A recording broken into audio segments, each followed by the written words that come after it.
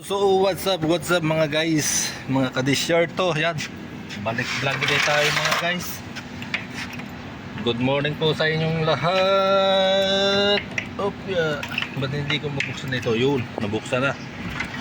So mga guys, nandito ako sa sa chemical area 1 kung saan kami may itong nag-install kami dito ng bagong skid.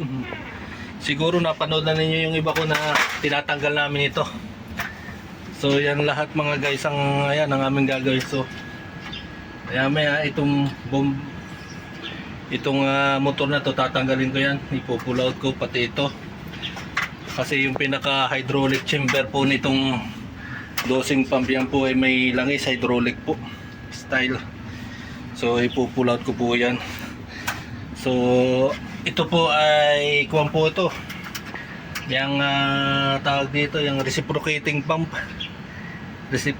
Reciprocating pump po yan mga guys. Ito at sa ating ipo-focus po ng kay magkaroon po ng konting idea at pasensya na kayo dito. Talagang kada linis namin malikabok na naman. Maya babana na naman sandstorm. Bukas maglilinis na naman. Puro alikabok na lang ang nangyayari rito. So ito mga guys ang ating tinatawag na dito yan nga. Ito po yung pinaka dosing pump po namin, yan po yung pinaka head. Ang chemical po nito ay, ang binobomba po nito ay HCl, hydrochloric acid. So meron po tayong mga PSB dyan, yan, mga pulsation dampener. So ano po ang purpose po ng pulsation dampener, maya po i-research po natin pero para maintindihan po ninyo ng husto. Yan, pulsation dampener, ito pong meaning po ng reciprocating pump, ano po ang function niyan, paano ang takbo niyan o paano baga ang proseso. Ito bago to kulang lang sa linis at malikabok. So yung head, ito pa bago din ito, bago. Ito naman yung pinaka solenoid valve niya, dalawa, yan.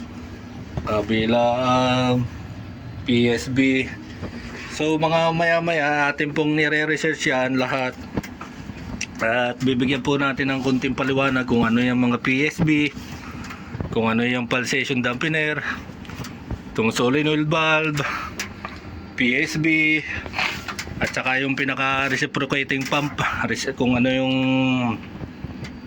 pagkakaiba ng mga reciprocating pump sa mga centrifugal pump. Atin pong iisa-isahin yung mga guys. So bakbakin ko muna to mga guys. Simulan ko itong motor. At yung pressure gauge amin ang natapos kanina, kulang na lang ng gauge yan. Nagfabricate kami niyan kanina. UPVC lahat yan. So okay guys. What is a reciprocating pump? A reciprocating pump is a positive displacement pump that captures a moving fluid in a cavity and then discharges a fixed amount of it via mechanical pressure. It is a constant volume pump that operates in low flow and high discharge pressure environments. Milton Roy's reciprocating pumps can handle flow rates from 0.024 gallons per hour, 0.09 liters per hour, to 12,681 gallons per hour, 48 cubic per hour, and discharge pressures up to 15,000 psi, 1,034 bar. What is the pulsation dampener? A pulsation dampener, also known as a pulsation dampener or pulsation dampener vessel, is a device used in fluid systems to reduce pressure fluctuations or pulsations caused by reciprocating pumps, compressors, or other pulsating flow sources. What is PSV? PSV, a pressure safety valve, also referred to as a pop-off valve, is a type of pressure relieving device, PRD, that is used to release gases or liquids, and thus relieve pressure, in the case that the pressure in a vessel reaches. What is solenoid valve? Solenoid valves are the most frequently used control elements in fluidics. Their tasks are to shut off, release, dose, distribute or mix fluids. They are found. What is a solenoid valve used for? Solenoid valves are the most frequently used control elements in fluidics.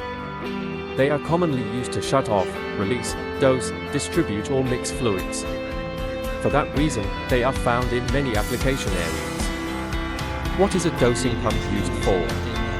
How does the dosing pump work and what are its specifications? A dosing pump is a positive displacement pump that is designed to inject a chemical or any other substance into the flow of water, gas or steam. Dosing pumps are typically small and provide an extremely precise flow rate for maximum control. Yan. Ito yung planta natin. Yan.